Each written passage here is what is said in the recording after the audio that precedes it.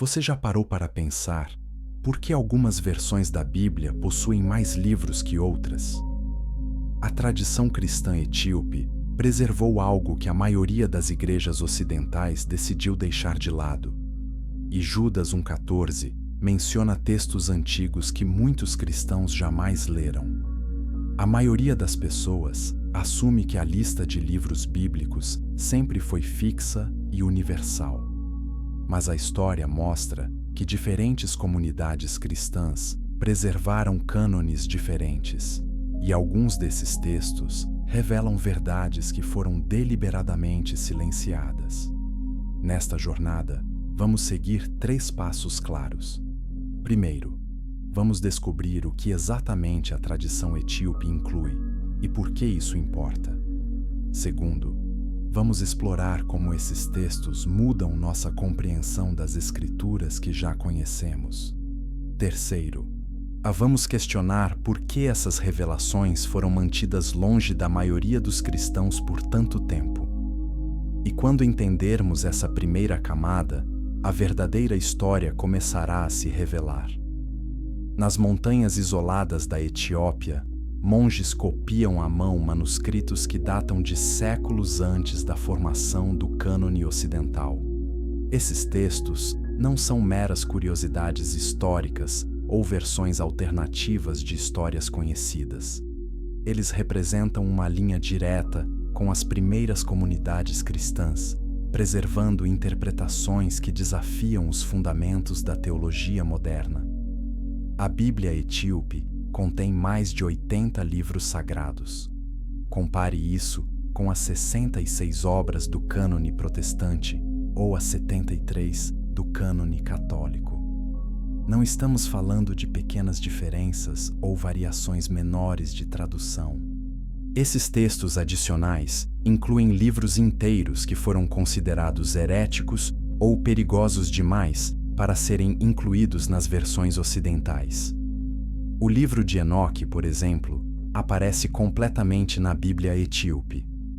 Esse texto descreve visões celestiais, hierarquias angelicais e eventos anteriores ao dilúvio, com detalhes que não aparecem em Gênesis. Por que esse livro foi preservado na Etiópia, mas rejeitado no Ocidente?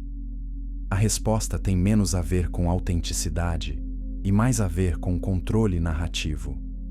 A Igreja etíope nunca passou pelo mesmo processo de consolidação institucional que dominou a Europa. Enquanto concílios romanos debatiam quais textos incluir ou excluir, os etíopes mantinham suas tradições intactas. Eles não viam contradição em preservar múltiplas perspectivas sobre eventos divinos. Para eles, a complexidade não era uma ameaça, era uma virtude. Isso nos força a perguntar uma questão desconfortável. Se diferentes tradições cristãs preservaram diferentes textos, como sabemos qual versão está correta? Ou será que a pergunta correta é outra? Talvez devêssemos perguntar qual versão foi politicamente conveniente para aqueles no poder. A Bíblia que você conhece passou por séculos de edição, tradução e reinterpretação. Cada fase desse processo envolveu decisões humanas sobre o que incluir e o que deixar de fora. E essas decisões nem sempre foram baseadas em critérios espirituais. Muitas vezes foram baseadas em necessidades políticas e institucionais. A tradição etíope oferece uma janela para um cristianismo que se desenvolveu fora dessas pressões europeias. Mas a diferença não está apenas nos livros incluídos. Está na forma como esses textos descrevem eventos fundamentais. A criação da humanidade, a natureza de Deus, o papel dos anjos e até mesmo o propósito do dilúvio recebem interpretações radicalmente diferentes. Essas diferenças não são sutis. Elas abalam os próprios fundamentos da teologia monoteísta. E isso explica por que esses textos foram tão cuidadosamente mantidos fora do alcance da maioria dos cristãos. Quando você lê a Bíblia etíope, você não está apenas lendo uma tradução diferente.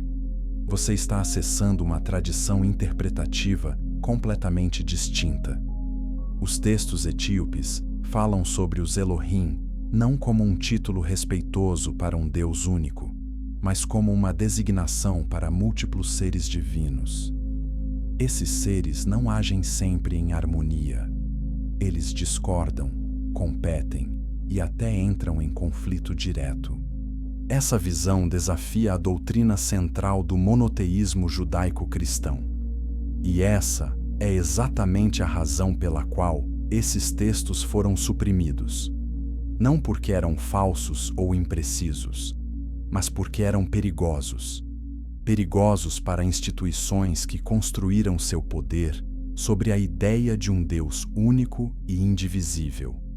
Agora, antes de mergulharmos mais profundamente nessas revelações perturbadoras, precisamos entender o contexto. A Etiópia não é apenas um guardião de textos antigos. É o lar de uma das mais antigas tradições cristãs contínuas do mundo. O cristianismo chegou à Etiópia no século IV, possivelmente antes de se estabelecer firmemente em Roma. Essa antiguidade confere autoridade. Os etíopes não estão apresentando uma versão moderna ou revisada das Escrituras. Eles estão preservando o que sempre tiveram. E o que eles sempre tiveram conta uma história muito diferente da que você aprendeu na escola dominical. Uma história onde o céu não é um reino de harmonia perfeita, mas um campo de forças políticas e espirituais em conflito. Uma história onde a humanidade não é simplesmente criada por amor divino, mas possivelmente projetada com um propósito específico que ainda não compreendemos completamente.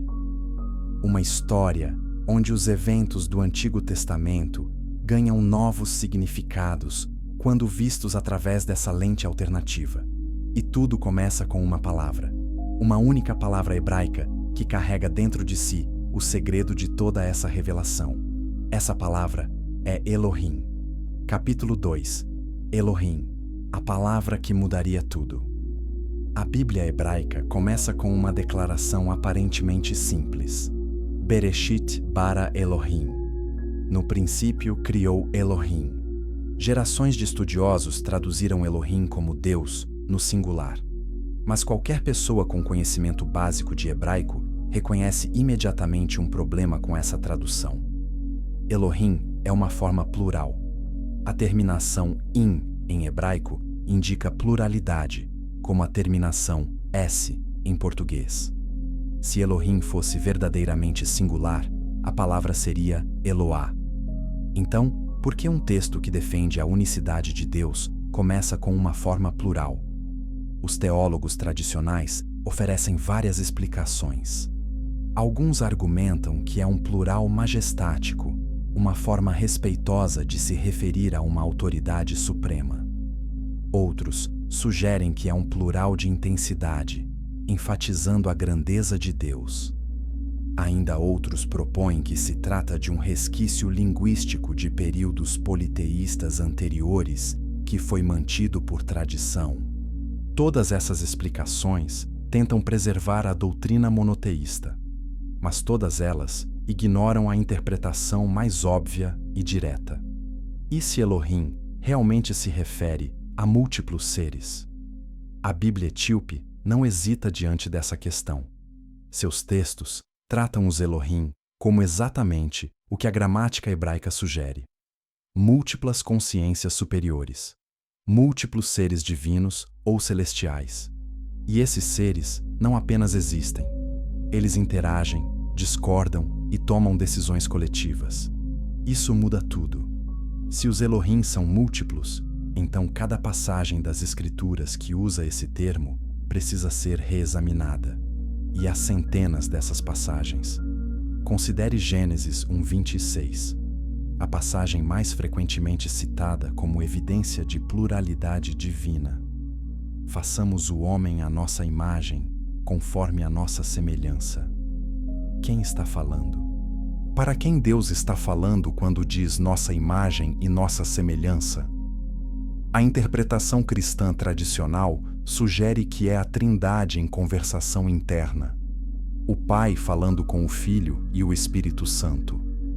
Mas essa interpretação foi desenvolvida séculos depois, retroativamente aplicada ao texto. Os autores originais de Gênesis não tinham o conceito de Trindade. Eles não estavam escrevendo com essa doutrina em mente. A interpretação etíope oferece uma alternativa. O texto descreve um conselho divino, múltiplos Elohim deliberando sobre a criação da humanidade. Essa interpretação não é invenção moderna. Ela aparece em textos judaicos antigos também. O Talmud e outros escritos rabínicos reconhecem a existência de um conselho celestial. Eles simplesmente subordinam esse conselho a um Deus supremo para manter o monoteísmo. Mas os textos etíopes vão além. Eles descrevem tensões dentro desse conselho, divergências sobre se a humanidade deveria ser criada. Alguns dos Elohim favoreciam a criação humana. Outros se opunham veementemente. Por quê? O que havia de tão controverso sobre criar a humanidade? Os textos sugerem que alguns Elohim temiam que os humanos eventualmente desafiariam a ordem celestial, que eles se tornariam poderosos demais, que conheceriam coisas que deveriam permanecer ocultas. Essa não é uma preocupação abstrata ou teórica, é uma preocupação prática e política. E a história subsequente da Bíblia pode ser lida como a validação desses medos. A Torre de Babel, a Árvore do Conhecimento, os Nefilim. Todos esses eventos representam momentos em que a humanidade ameaçou ultrapassar os limites estabelecidos pelos Elohim. E em cada caso, os Elohim intervieram para restaurar a ordem, não necessariamente por malícia, mas por necessidade, por autopreservação. Essa interpretação transforma a narrativa bíblica de uma história de obediência e desobediência em uma história de conflito entre humanos e seus criadores. Um conflito que ainda não terminou. Mas voltemos à palavra Elohim. Seu uso não é consistente ao longo das Escrituras. Em alguns textos, claramente se refere a Deus no singular. Em outros, parece indicar múltiplos seres, ou até deuses falsos. Em Êxodo 20:3, o mandamento diz: "Não terás outros Elohim diante de mim." Isso implica que outros Elohim existem.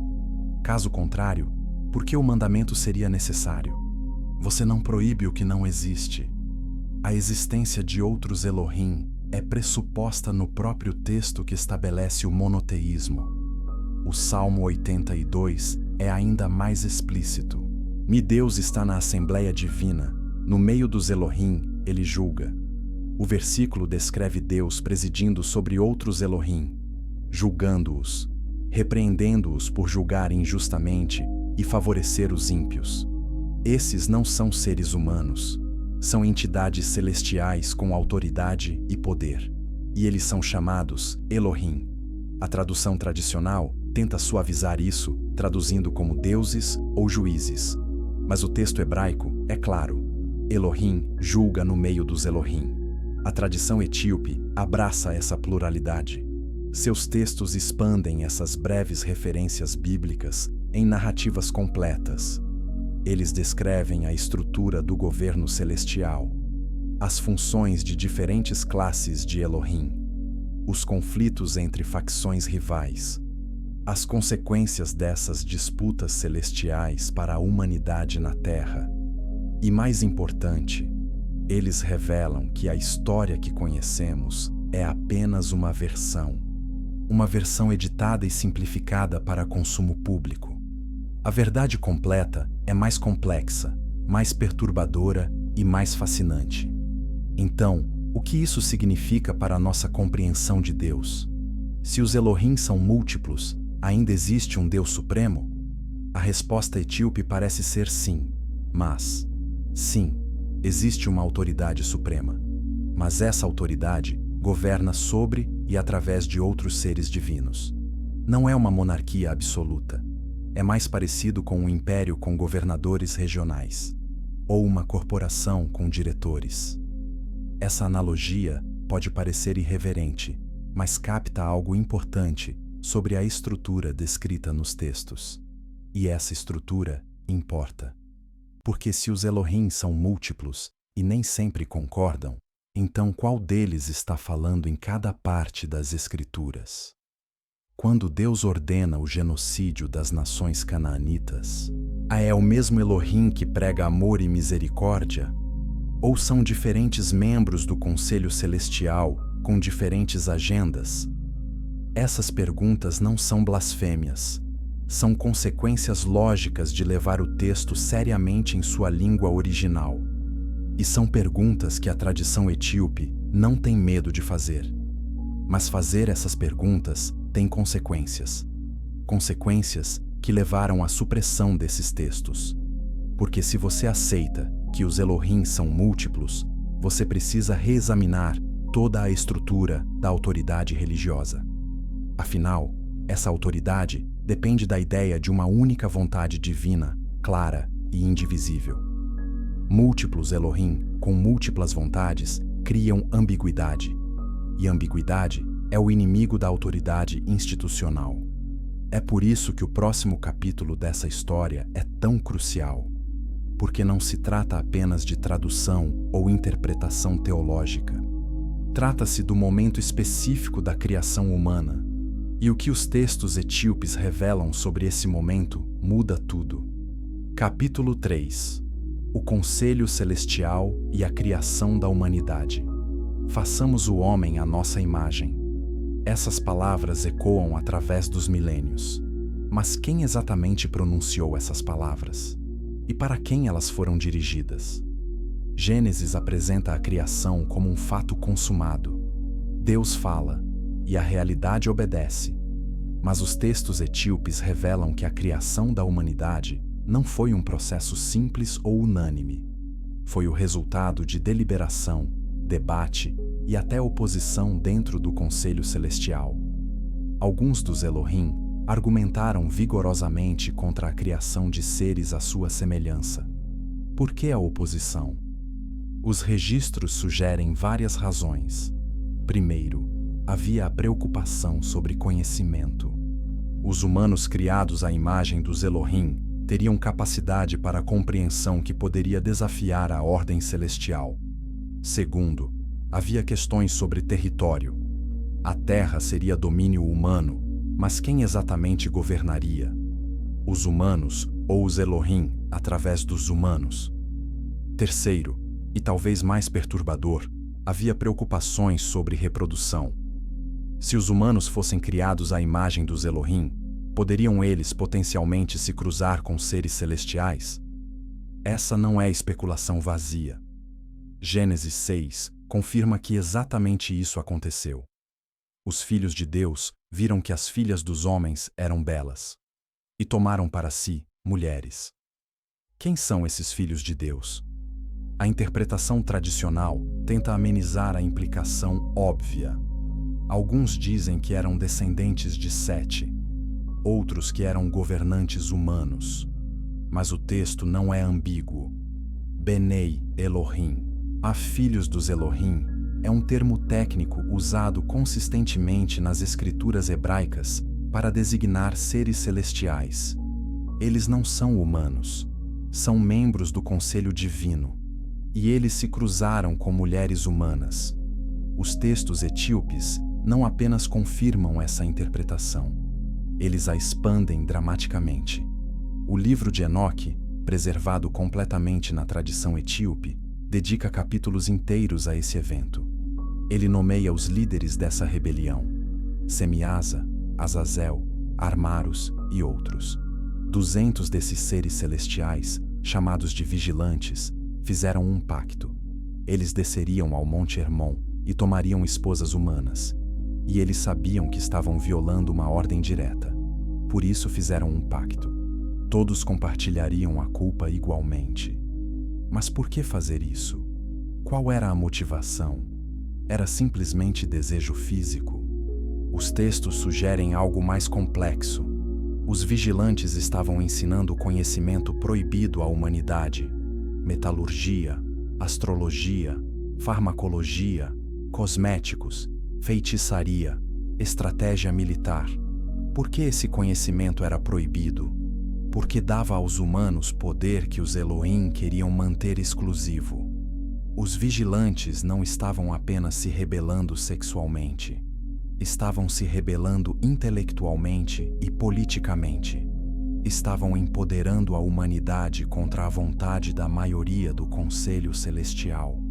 E isso nos leva de volta ao momento da criação. Os Elohim que se opunham à criação humana estavam preocupados exatamente com esse tipo de cenário. Eles previram que alguns de seu próprio número poderiam simpatizar com os humanos, poderiam querer elevá-los, e isso criaria um desafio fundamental à ordem estabelecida. Então, quando os Elohim disseram: "Façamos o homem à nossa imagem", não foi uma decisão unânime e alegre. Foi uma decisão controversa, com consequências que ainda ressoam hoje. Os textos descrevem o processo de criação como mais deliberado e técnico do que a narrativa de Gênesis sugere. Não foi simplesmente Deus moldando argila e soprando vida. Foi um processo envolvendo planejamento cuidadoso, múltiplos estágios e talvez até tentativas anteriores. Há referências crípticas a protótipos, seres criados, mas que não permaneceram, modelos descartados, experimentos que não funcionaram conforme planejado. Isso sugere que a criação humana foi iterativa, um processo de refinamento até alcançar o produto final desejado. Que produto final? O texto de Gênesis diz que Deus criou o homem à sua imagem e semelhança. Mas qual aspecto da imagem divina? Certamente não a aparência física. Os Elohim não possuem corpos materiais da mesma forma que humanos. A imagem deve se referir a algo mais profundo: consciência, racionalidade, criatividade, livre-arbítrio. Todos esses são possíveis. Mas os textos etíopes sugerem outra possibilidade: capacidade para governança. Os humanos foram criados não apenas para viver na Terra, mas para governá-la, para exercer domínio sobre todas as outras criaturas. Essa é uma responsabilidade tremenda e implica que os humanos foram criados para funcionar como representantes dos Elohim na Terra. Mas representantes de quais Elohim? Da facção que favoreceu sua criação? Ou de todo o conselho? E o que acontece quando diferentes facções de Elohim tentam trabalhar através de diferentes grupos de humanos? Você obtém conflito. Você obtém guerra. Você obtém a história da humanidade conforme registrada na Bíblia e em outros textos antigos. Uma história de povos escolhidos por diferentes divindades celestiais, competindo por domínio e recursos. Israel escolhido por Yahweh, outras nações escolhidas por outros Elohim. Deuteronômio 32, 8-9 é explícito sobre isso. Quando o Altíssimo distribuiu as nações, quando dividiu os filhos de Adão, estabeleceu os limites dos povos conforme o número dos filhos de Deus. Mas a porção do Senhor é o seu povo. Jacó é a parte da sua herança. O texto hebraico original diz conforme o número dos Benei Elohim. Cada nação foi alocada a um dos filhos dos Elohim. Israel foi alocado especificamente a Yahweh, um membro do conselho divino. Isso implica que outras nações tinham outros membros do conselho como seus patronos divinos. O monoteísmo israelita não nega a existência desses outros Elohim. Simplesmente insiste que Israel deve adorar apenas Yahweh. Essa é uma distinção crucial. E é uma distinção que os textos etíopes desenvolvem em detalhes extraordinários. Eles descrevem a estrutura do conselho celestial, as hierarquias, as responsabilidades territoriais, os conflitos de interesse e, mais importante, Eles descrevem como essas dinâmicas celestiais se manifestaram em eventos terrestres. Cada grande acontecimento na história bíblica pode ser visto como o resultado de negociações, conflitos ou decisões dentro do Conselho dos Elohim. O dilúvio, a Torre de Babel, o Êxodo, a conquista de Canaã. Todos refletem dinâmicas celestiais. Mas antes de explorarmos esses eventos específicos, precisamos entender melhor a estrutura desse conselho celestial. Quem são os membros? Como são organizados? Quais são suas funções? Porque sem entender a burocracia divina, não podemos compreender completamente as ações divinas. E a burocracia descrita nos textos etíopes é complexa, sofisticada e surpreendentemente similar às estruturas de poder humanas. Talvez não por acidente. Talvez porque nossas estruturas de poder são reflexos das estruturas celestiais. Ou talvez porque ambas são simplesmente as formas que inteligências organizadas naturalmente adotam quando administram sistemas complexos. Seja qual for a resposta, entender essa estrutura é essencial. E é para lá que nossa jornada nos leva agora. Capítulo 4. A hierarquia divina revelada. O céu não é uma democracia. Também não é uma monarquia absoluta simples. Os textos etíopes descrevem uma hierarquia complexa de seres celestiais, cada qual com funções específicas, autoridade definida e responsabilidades claras. No topo dessa hierarquia estão os tronos. Esses seres sustentam o governo divino. Eles são os mais próximos da autoridade suprema e participam das decisões mais fundamentais sobre a ordem cósmica. Abaixo deles vêm as potestades, que controlam movimentos cósmicos e mantêm as leis naturais. Então, vêm os serafins, que mantêm o espaço sagrado e guardam a santidade divina.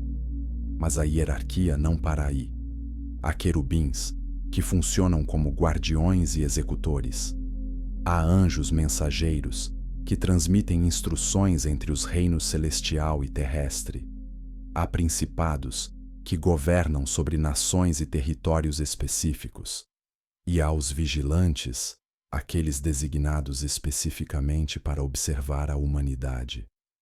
Cada classe tem suas prerrogativas, limitações e lealdades. E como em qualquer burocracia complexa, há tensões entre diferentes departamentos. Há competição por influência. Há desacordos sobre políticas. Há até facções rivais. Os tronos, por exemplo, tendem a favorecer a ordem e a estabilidade. Eles representam o status quo celestial. Qualquer mudança precisa de sua aprovação. Isso os torna conservadores por natureza. Já os vigilantes, por estarem mais próximos da humanidade, desenvolvem simpatia por ela. Eles veem o potencial humano. Eles testemunham o sofrimento e as aspirações humanas. Isso os torna mais progressistas, mais dispostos a desafiar regulamentos em favor do avanço humano. Essa é a tensão que eventualmente leva à sua queda descrita em Enoque. Mas voltemos à estrutura formal. Como essas classes de seres interagem? Os textos descrevem assembleias regulares, conselhos onde decisões são tomadas coletivamente. Yahweh, o Elohim associado especificamente com Israel, preside essas assembleias. Mas ele não governa por decreto arbitrário. Ele precisa persuadir, negociar e às vezes comprometer com outros membros do conselho. Isso explica passagens estranhas como Jó 1 e 2, onde Satanás aparece no conselho celestial e desafia a avaliação de Yahweh sobre Jó. Satanás não é um inimigo externo invadindo o céu. Ele é um membro do conselho com direito de estar lá e expressar opiniões. O nome Satanás, aliás, não é um nome próprio nesses textos antigos. É um título. Ha-Satan, o adversário, o acusador. É uma função dentro da corte celestial, similar a um promotor em um sistema legal. Seu trabalho é testar, questionar e acusar. Ele não é necessariamente malévolo. Ele está cumprindo um papel necessário dentro do sistema. Essa é uma compreensão muito diferente de Satanás do que a figura do mal absoluto que se desenvolveu na teologia cristã posterior. E essa compreensão faz mais sentido no contexto de um conselho celestial funcional. Os serafins têm outra função. Isaías 6 os descreve voando ao redor do trono, clamando: Santo, Santo, Santo. Isso não é apenas adoração, é manutenção do espaço sagrado. Eles estão criando e sustentando a atmosfera espiritual necessária para a presença divina. Pense neles como técnicos especializados, mantendo condições ambientais precisas. Sem eles, o trono não poderia funcionar adequadamente. Essa é uma visão muito mais técnica e menos sentimental da adoração celestial, mas é consistente com a natureza burocrática da estrutura descrita. Os querubins são igualmente funcionais. Eles são descritos guardando o jardim do Éden após a expulsão de Adão e Eva. Eles carregam o trono divino em visões de Ezequiel. Eles estão esculpidos na Arca da Aliança. Em cada caso, eles funcionam como guardiões e protetores de espaços e objetos sagrados. Eles têm autorização para usar força, se necessário. Eles são, essencialmente, a polícia e o exército do reino celestial. E como qualquer força militar, eles seguem ordens. Mas de quem? E o que acontece quando recebem ordens conflitantes de diferentes membros do conselho? Essa é uma possibilidade real dentro da estrutura descrita. Se diferentes Elohim têm autoridade sobre diferentes domínios ou territórios, eles também têm diferentes contingentes de anjos subordinados a eles. Quando os interesses desses Elohim entram em conflito, e seus anjos podem ser mobilizados uns contra os outros. Daniel 10 descreve exatamente esse cenário. O anjo enviado a Daniel é atrasado por 21 dias pelo príncipe do reino da Pérsia. Esse príncipe não é um governante humano. É o Elohim, ou anjo principado, responsável pela Pérsia. E ele está ativamente se opondo ao Elohim, responsável por Israel. Miguel, descrito como um dos principais príncipes, precisa intervir para resolver o conflito. Essa não é uma narrativa sobre bem versus mal. É uma narrativa sobre conflito jurisdicional entre potências celestiais. A Pérsia tem seu patrono divino. Israel tem o seu. Esses patronos têm interesses competitivos. Seus subordinados entram em conflito. E humanos na Terra experimentam as consequências dessas disputas celestiais. Essa interpretação transforma completamente nossa leitura das Escrituras, porque significa que muitas das guerras e conflitos descritos na Bíblia não são simplesmente sobre política humana, são reflexos de conflitos celestiais. Os principados mencionados em Efésios 6:12 fazem mais sentido nesse contexto. Não lutamos contra carne e sangue, mas contra principados e potestades nas regiões celestiais. Paulo não está sendo metafórico, ele está sendo literal. Os conflitos humanos são instigados e influenciados por entidades celestiais com suas próprias agendas.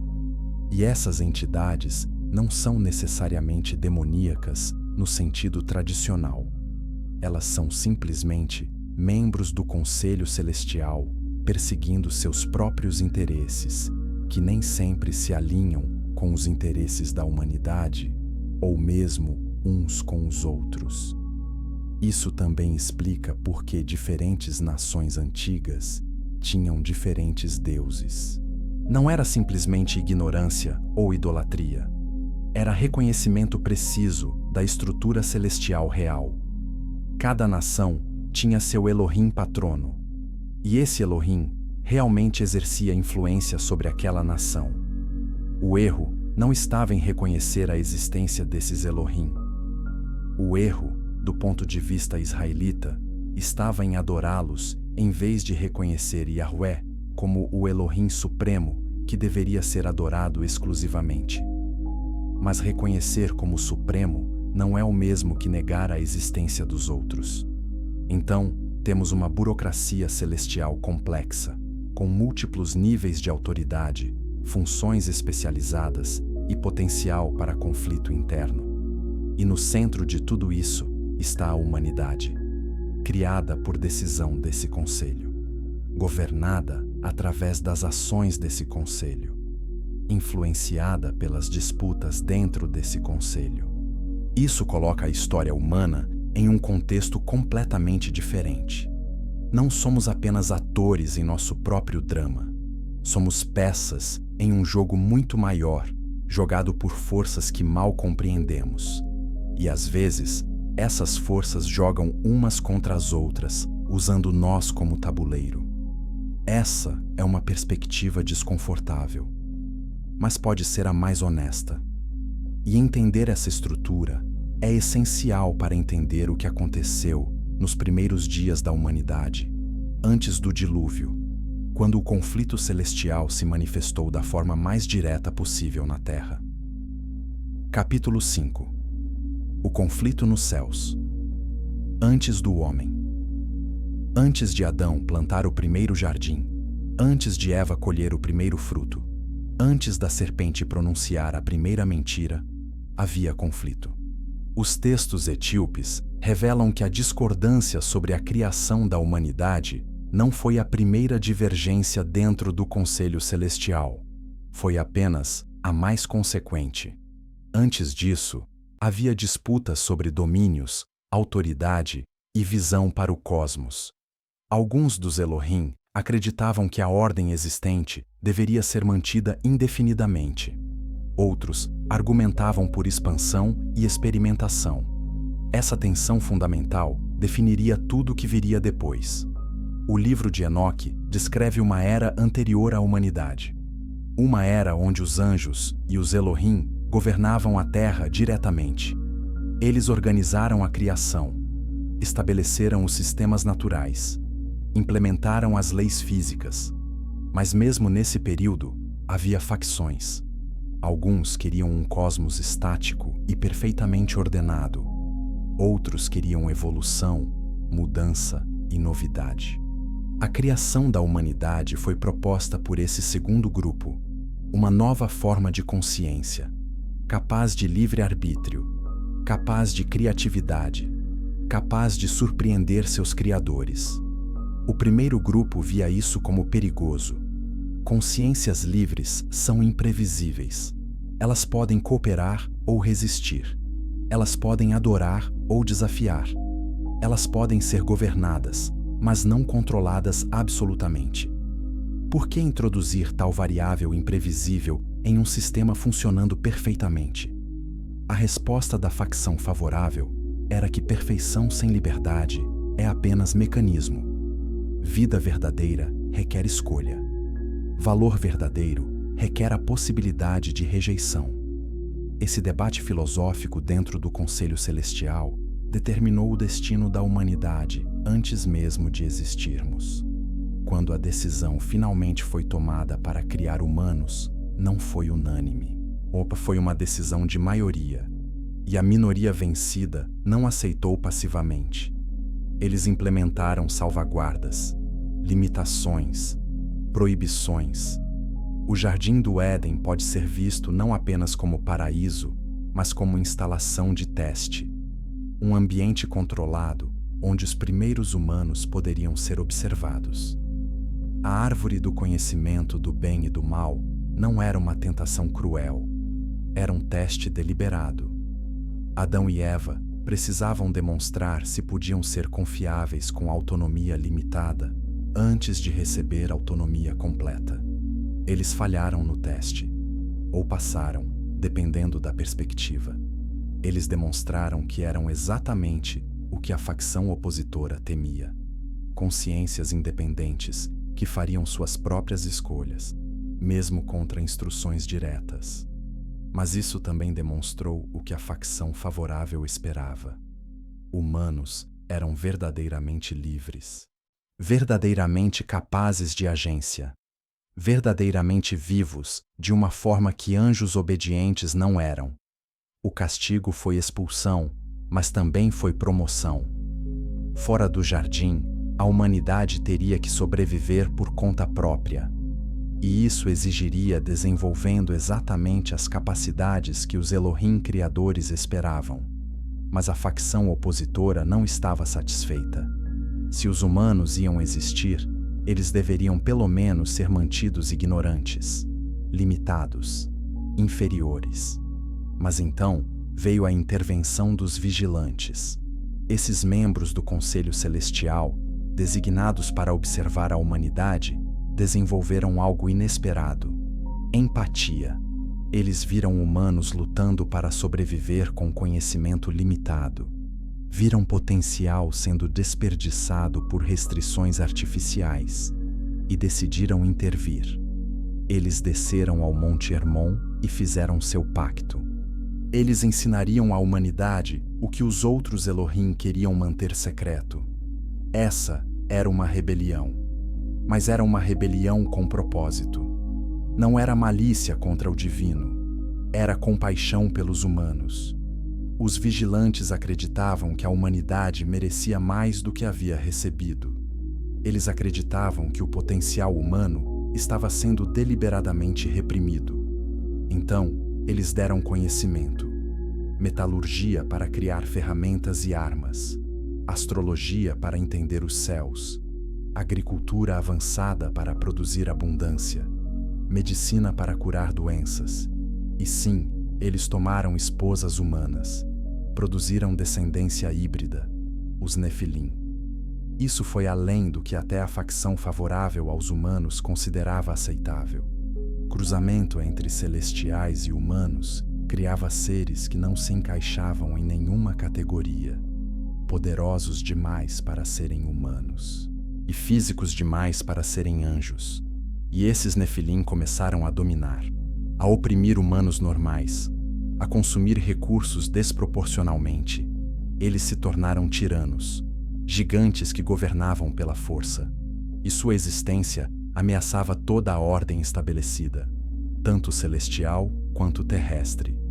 O Conselho dos Elohim foi convocado. Debates furiosos, acusações. Alguns argumentavam que todo o projeto humano deveria ser encerrado.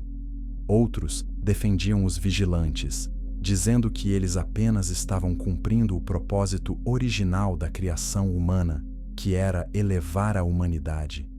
A maioria, no entanto, concordou que os Nefilim eram uma abominação que precisava ser eliminada e que os vigilantes precisavam ser punidos.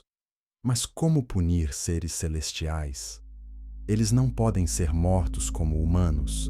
A solução foi prisão. Enoque descreve os vigilantes sendo acorrentados em lugares de escuridão até o dia do julgamento final. Mas seus filhos, os Nefilim, eram outra questão. Eles eram físicos o suficiente para serem mortos, e foi decidido que seriam. Mas como? Um exército celestial descendo para matá-los diretamente seria outra intervenção massiva. E a facção que queria autonomia humana argumentou que isso tornaria os humanos para sempre dependentes de intervenção celestial. Eles nunca aprenderiam a resolver seus próprios problemas. Precisava haver outra maneira. E foi então que alguém propôs o dilúvio. Água, o elemento primordial. Água suficiente para cobrir toda a terra. Isso eliminaria os Nefilim. Eliminaria a maioria dos humanos corrompidos pela influência dos vigilantes, mas preservaria alguns poucos, uma família, Noé, e através dele, a humanidade poderia recomeçar, sem Nefilim, sem conhecimento proibido, sem memória das intervenções celestiais diretas, um novo início. Mas seria realmente tão simples? E quem exatamente era Noé? Por que ele foi escolhido? As respostas a essas perguntas revelarão camadas adicionais desta história. Camadas que a maioria nunca ouviu. porque a história do dilúvio que você conhece é apenas a superfície. A verdade está escondida nos textos que foram cuidadosamente mantidos fora do alcance da maioria. E essa verdade muda tudo sobre o que pensamos saber sobre o recomeço da humanidade. Capítulo 6. A rebelião e a interferência direta. A rebelião dos vigilantes não foi um evento espontâneo. Foi planejado, coordenado, executado com plena consciência das consequências. 200 anjos liderados por Semiasa desceram ao Monte Hermon na época de Jared, ou o pai de Enoque. Por que esse momento específico? Porque a humanidade havia alcançado um ponto crítico. População suficiente para a sociedade complexa, linguagem desenvolvida, cultura emergente, mas tecnologia ainda primitiva. Era o momento perfeito para a intervenção. Tarde o suficiente para que os humanos pudessem absorver conhecimento avançado. Cedo o suficiente para que esse conhecimento transformasse radicalmente o desenvolvimento humano. Os vigilantes não desceram por luxúria, embora o cruzamento com mulheres humanas tenha se tornado parte de sua rebelião. Eles desceram por idealismo. Eles acreditavam que os humanos estavam sendo injustamente limitados, que o potencial humano estava sendo desperdiçado, que a decisão de criar humanos à imagem dos Elohim significava que humanos deveriam ter acesso ao conhecimento dos Elohim. A facção conservadora do Conselho Celestial discordava. Eles acreditavam que conhecimento deveria ser distribuído gradualmente, se é que deveria ser distribuído. Que muito conhecimento muito cedo destruiria a humanidade. Ironicamente, ambos os lados estavam parcialmente corretos. O conhecimento dado pelos vigilantes transformou a humanidade. Cidades foram construídas, arte foi criada, ciência começou, mas também vieram armas, guerra, dominação. Os Nefilim, descendentes dos vigilantes e mulheres humanas, se tornaram uma classe dominante. Eles usaram sua força superior e seu conhecimento herdado para subjugar humanos normais. O que começou como um ato de elevação se tornou um sistema de opressão. E isso confirmou os piores medos da facção conservadora. Mas o que exatamente os vigilantes ensinaram? Azazel ensinou metalurgia. Como extrair metal do minério. Como forjar armas e ferramentas. Isso parece beneficente. Ferramentas aumentam produtividade, mas armas aumentam violência. E uma vez que humanos tinham espadas de metal, em vez de lanças de pedra, a escala de violência se multiplicou. Semiasa ensinou encantamentos e corte de raízes, medicina herbal e o que mais tarde seria chamado de magia. Armaros ensinou a resolução de encantamentos. Baraquijal ensinou astrologia. Cocabel ensinou sinais. Ezequiel ensinou conhecimento de nuvens. Araquiel ensinou os sinais da terra. Shamsiel ensinou os sinais do sol. Sariel ensinou o curso da lua.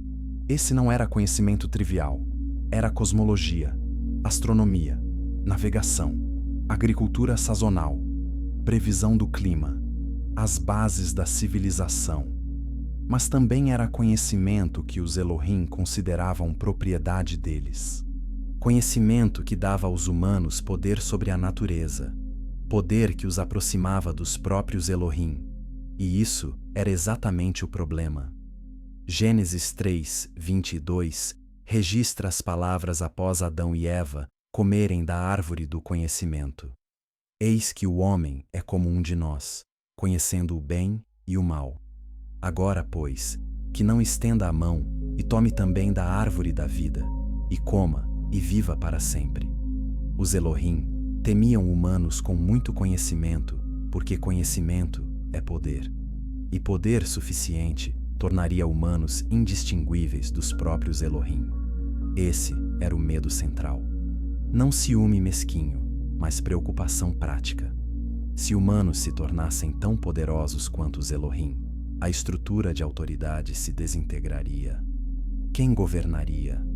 Como a ordem seria mantida?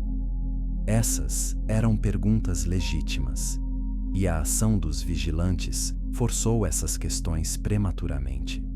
Antes que houvesse boas respostas, antes que estruturas apropriadas estivessem em vigor. Então, a resposta dos Elohim foi dupla. Primeiro, punir os vigilantes.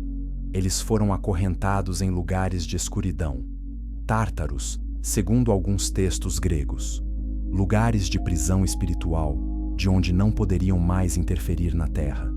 Segundo, eliminar os Nefilim e redefinir a humanidade. O dilúvio realizaria isso. Mas havia um problema. Puramente eliminar todos os humanos derrotaria o propósito original. A humanidade foi criada intencionalmente. Não poderia ser simplesmente descartada por um experimento que deu errado. Precisava haver continuidade. E é aí que Noé entra. Mas Noé não foi escolhido apenas por sua justiça. Gênesis 6:9 o descreve como perfeito em suas gerações. A palavra hebraica é tamim. Significa completo, íntegro, sem defeito. É a mesma palavra usada para descrever animais de sacrifício. Eles precisam ser tamim, sem defeito físico. Então, quando Noé é descrito como tamim em suas gerações, pode não ser apenas declaração moral, pode ser declaração genética. Noé era geneticamente puro, não contaminado pela mistura Nefilim. Essa pureza genética, não apenas justiça moral, pode ter sido porque ele foi escolhido. Isso transforma o dilúvio de punição moral em limpeza genética, uma reinicialização da linha genética humana, eliminação de contaminação, preservação de DNA humano puro através de Noé e sua família. Essa interpretação é perturbadora. Ela implica que os Elohim estavam gerenciando o pool genético humano, que havia padrões de pureza, que desvio desses padrões justificava extermínio. Mas também explica por que o dilúvio foi necessário do ponto de vista dos Elohim. Não era capricho cruel. Era controle de qualidade, manutenção das especificações originais do design humano. Os vigilantes foram derrotados, seus filhos destruídos, a humanidade redefinida através de Noé. Mas a memória persistiu. Cada cultura antiga tem lendas de gigantes, titãs, semideuses, heróis nascidos de deuses e humanos. Essas não são apenas coincidências ou arquétipos psicológicos. São memórias culturais de eventos reais. Os Nefilim existiram, eles governaram, eles oprimiram, e eles foram destruídos por ação divina. Essa memória se tornou mito, mas o mito preserva a verdade.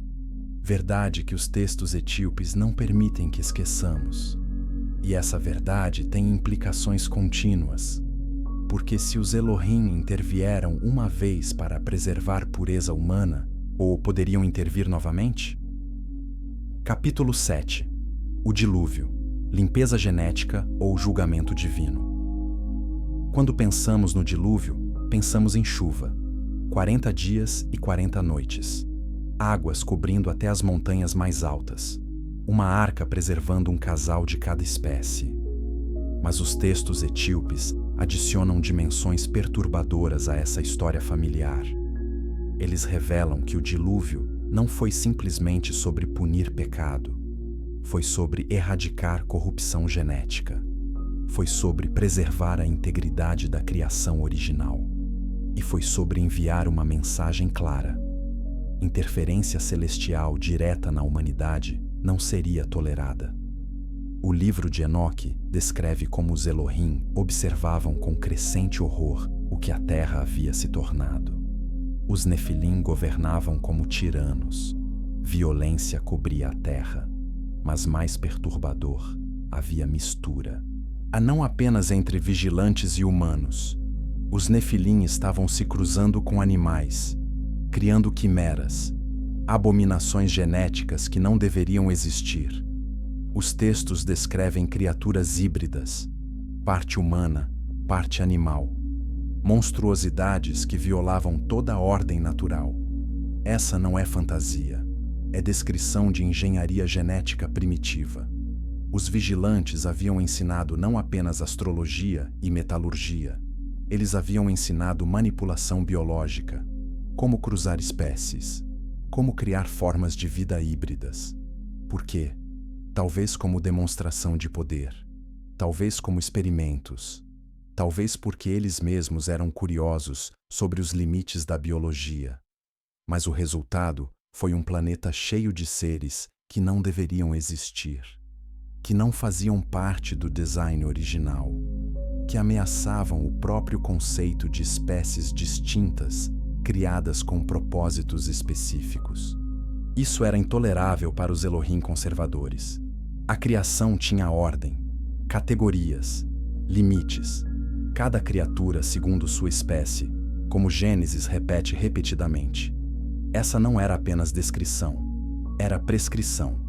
As espécies deveriam permanecer distintas.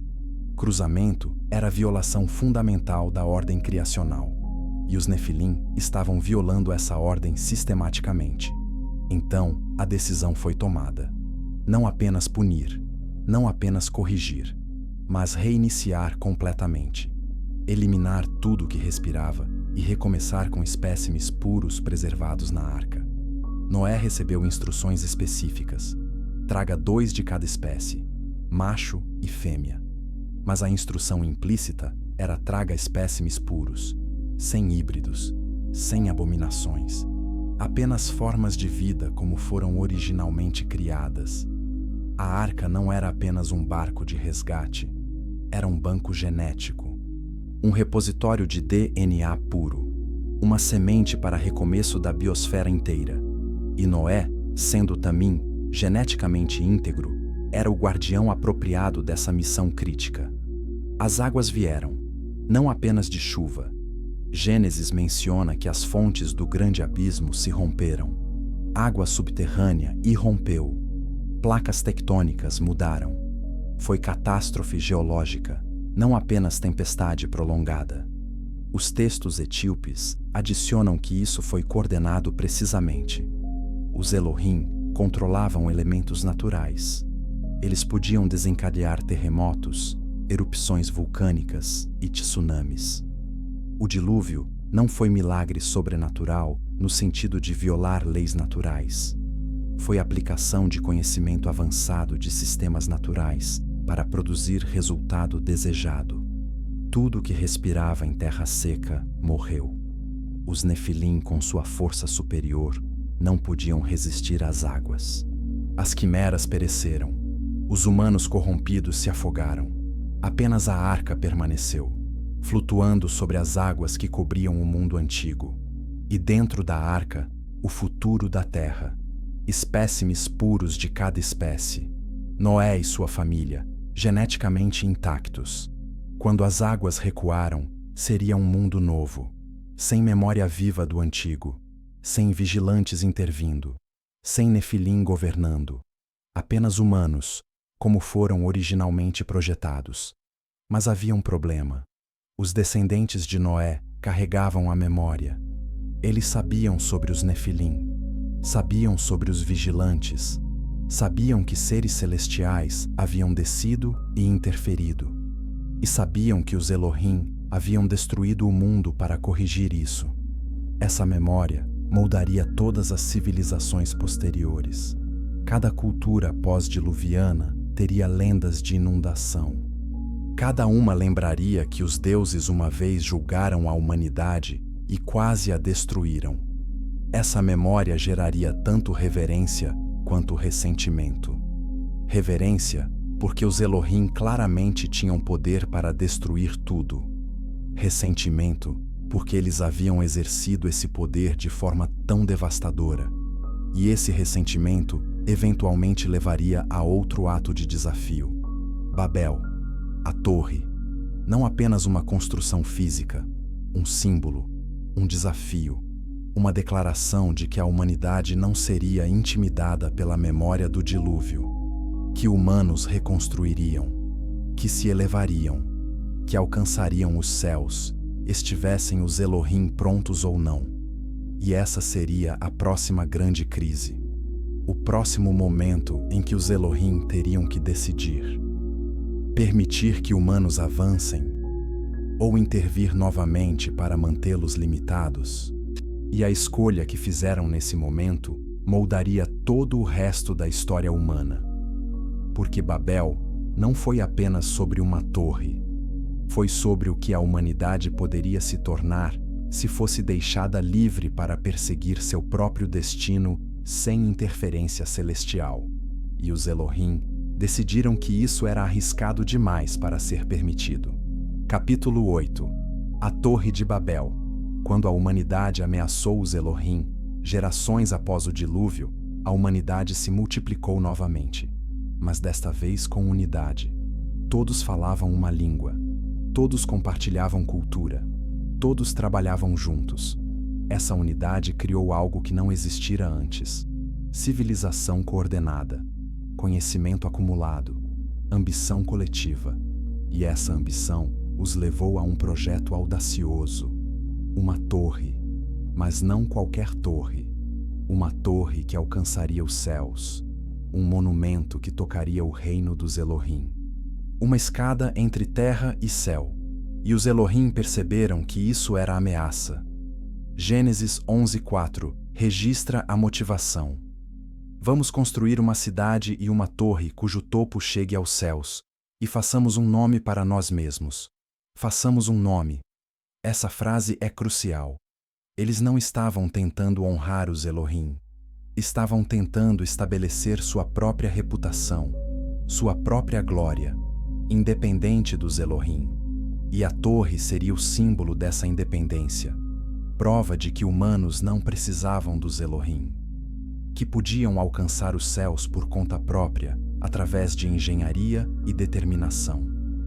Os textos etíopes expandem essa narrativa. Eles descrevem a torre não apenas como estrutura física, mas como projeto de conhecimento. Era universidade, observatório, biblioteca, centro de pesquisa, lugar onde conhecimento de todas as nações convergeria, onde os segredos do céu seriam estudados, onde humanos aprenderiam astrologia, astronomia e possivelmente até como navegar entre as esferas celestiais. Em resumo, Babel não era apenas torre, era programa espacial, tentativa de alcançar literalmente o domínio dos Elohim. E isso aterrorizou a facção conservadora. Porque se humanos alcançassem os céus por conta própria, sem convite, sem permissão, isso estabeleceria precedente perigoso. Provaria que humanos não precisavam de mediação divina, que podiam ascender por próprio esforço, que a divisão entre terrestre e celestial não era absoluta. E se essa divisão fosse violada, toda a estrutura de autoridade baseada nessa divisão entraria em colapso. Os Elohim não seriam mais necessários como intermediários. Humanos poderiam negociar diretamente com quaisquer poderes celestiais encontrassem.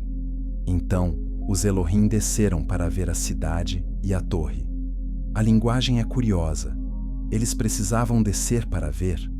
Eles não eram oniscientes? A resposta é não, não necessariamente.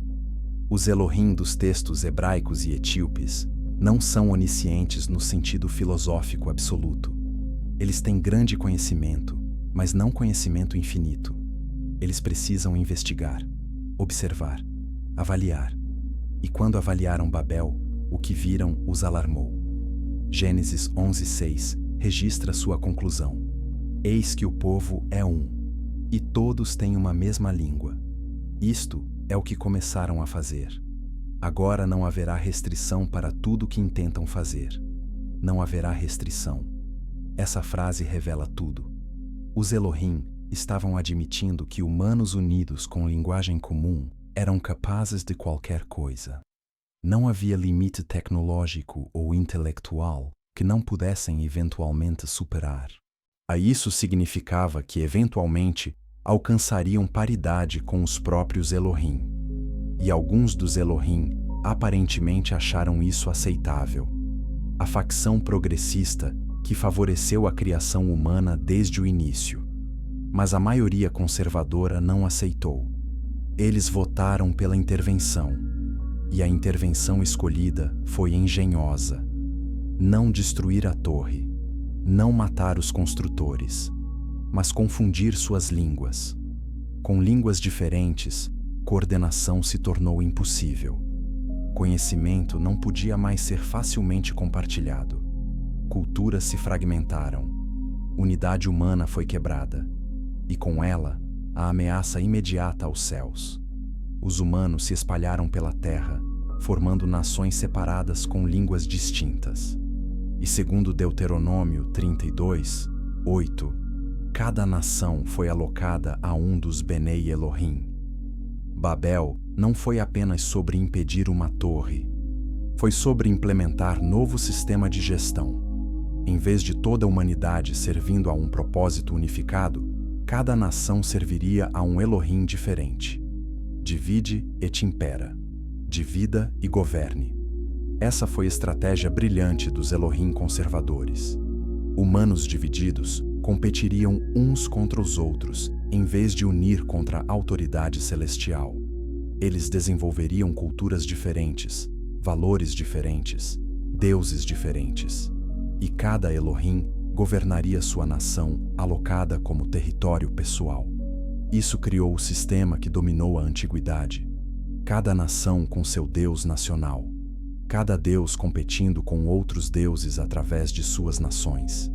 Guerras humanas refletindo rivalidades celestiais. E sempre, sempre, humanos mantidos divididos demais para representar a ameaça coletiva. Mas Babel deixou memória. Memória de unidade. Memória de potencial. Memória de que humanos uma vez tentaram alcançar os céus e quase conseguiram. Essa memória inspirou filósofos e profetas através dos séculos e plantou uma ideia perigosa. Se humanos se unissem novamente, se superassem barreiras de língua e cultura, se trabalhassem juntos rumo a objetivos comuns, poderiam ter sucesso onde Babel falhou.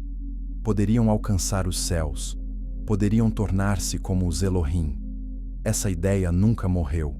Ela ecoou através dos milênios e continua ecoando hoje. Mas os Elohim não dependeram apenas de confusão de línguas. Eles implementaram outro sistema. Eles estabeleceram alianças com linhagens humanas específicas.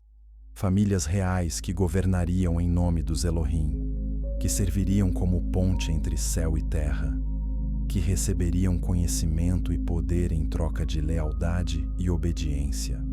Essas linhagens se tornariam as casas reais da antiguidade, e algumas delas traçam sua origem diretamente a uniões entre Elohim e humanos. Não exatamente como os Nefilim, mas suficientemente próximo para conferir autoridade especial. E essas linhagens moldaram civilizações, construíram impérios e mantiveram a humanidade dividida e gerenciável por milhares de anos. Até que alguém apareceu desafiando todo o sistema. Alguém que não veio de linhagem real, não aliado a nenhum dos Elohim nacionais, que pregava unidade que transcendia a nacionalidade, que falava de reino não deste mundo, que desafiou autoridades terrestres e celestiais simultaneamente. Esse alguém era Jesus. E sua missão precisa ser entendida não apenas teologicamente, mas politicamente, como desafio direto ao sistema estabelecido pelos Elohim após Babel, um sistema que manteve humanos divididos e subordinados por mais de 2000 anos. Capítulo 9. A supressão da verdade e o que isso significa. Hoje, quando Constantino convocou o Concílio de Nicéia em 325 d.C., não foi apenas para resolver disputas teológicas. Foi para padronizar o cristianismo, transformá-lo de movimento revolucionário descentralizado em religião estatal unificada. Isso exigia consolidar doutrinas, estabelecer hierarquia clara e determinar quais textos eram autorizados. Textos que apoiavam a estrutura hierárquica foram incluídos. Textos que questionavam a autoridade ou apresentavam visões alternativas do divino foram excluídos. Não era questão de autenticidade, era questão de controle. O livro de Enoque, amplamente lido por cristãos primitivos e citado na Epístola de Judas, foi considerado não canônico. Por quê? Porque descrevia os vigilantes, descrevia a intervenção direta de seres celestiais, descrevia hierarquias complexas de Elohim, descrevia desacordo dentro do conselho divino.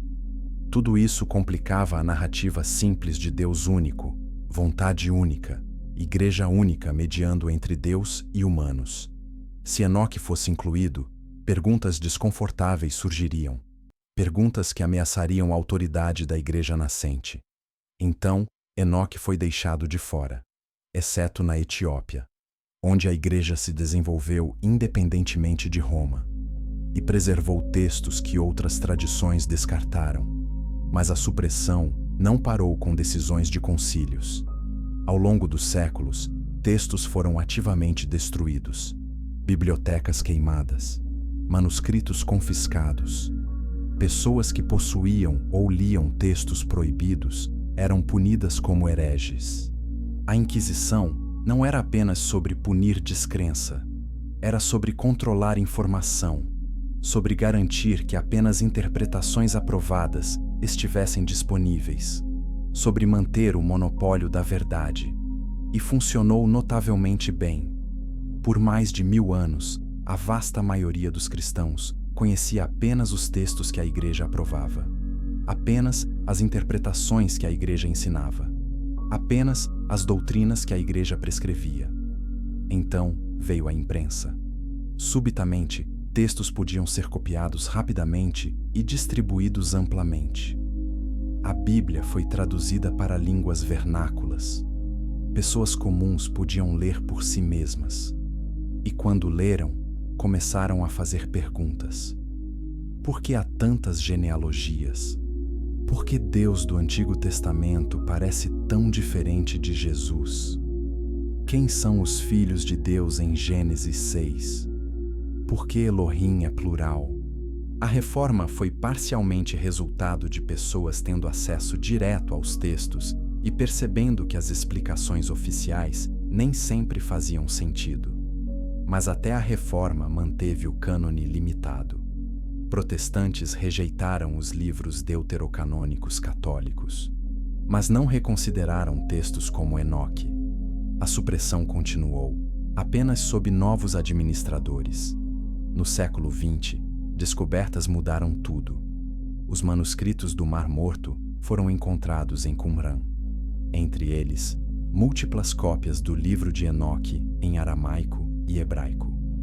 Isso provou que Enoque não era invenção cristã tardia. Era texto judaico antigo, conhecido e lido pelas mesmas comunidades que preservaram os livros canônicos. Subitamente, a exclusão de Enoque parecia arbitrária, baseada em política, não em antiguidade ou autenticidade. Estudiosos começaram a reexaminar outros textos excluídos, e padrão emergiu. Textos que apresentavam visões complexas do divino tendiam a ser excluídos. Textos que suportavam monoteísmo simples e autoridade hierárquica tendiam a ser incluídos. Hoje temos acesso a esses textos suprimidos. Eles estão disponíveis em traduções. Qualquer pessoa pode ler Enoque, Jubileus, os livros etíopes. Qualquer pessoa pode comparar essas narrativas com versões canônicas. E qualquer pessoa pode perguntar por que essas diferenças existem, por que foram suprimidas e o que estamos perdendo ao ignorá-las. As respostas são desconfortáveis, porque revelam que a Bíblia que conhecemos é produto de seleção humana, escolhas políticas e institucionais.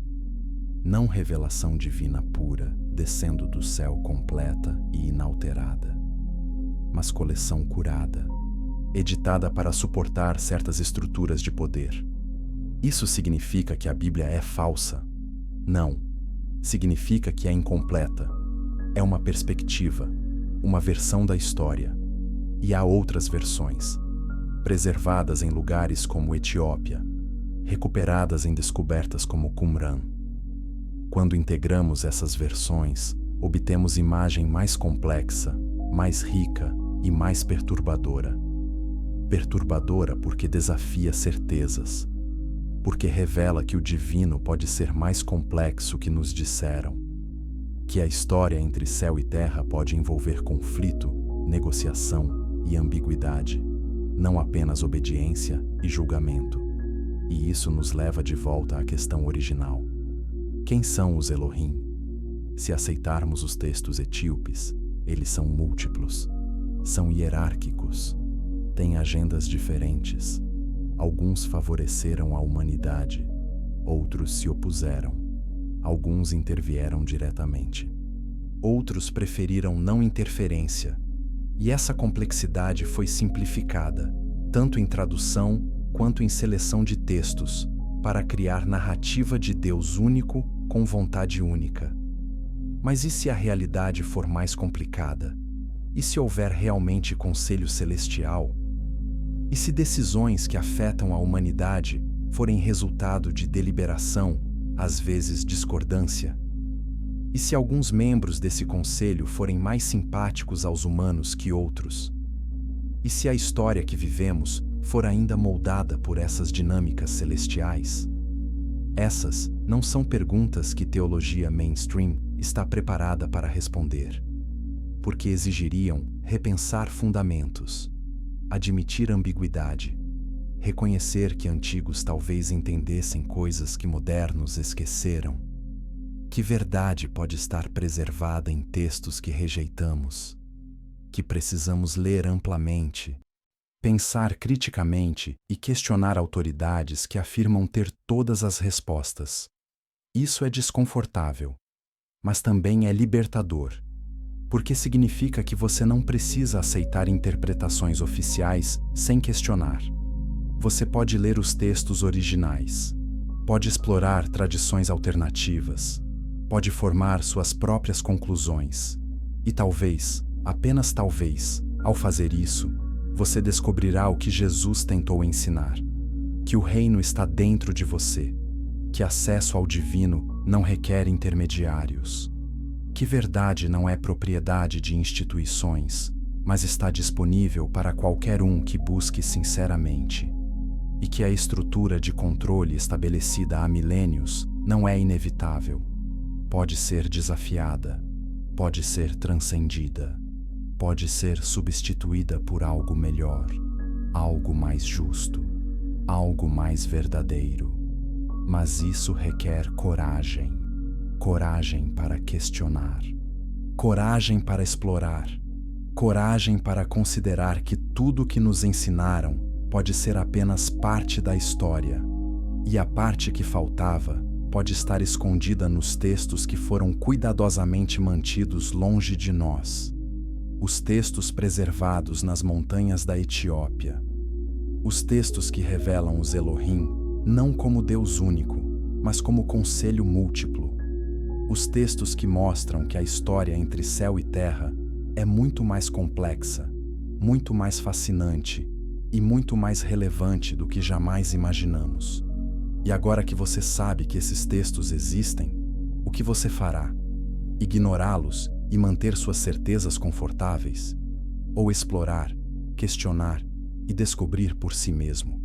A escolha é sua, e essa escolha pode ser a mais importante que você já fará, porque envolve nada menos que compreender sua própria origem, e seu propósito e seu destino em um cosmos muito mais vasto e misterioso do que qualquer instituição jamais admitiu. A verdade espera, escondida há milênios, mas não mais. Os textos foram preservados, as traduções estão disponíveis. A questão agora não é se a verdade pode ser encontrada, é se você tem coragem para buscá-la.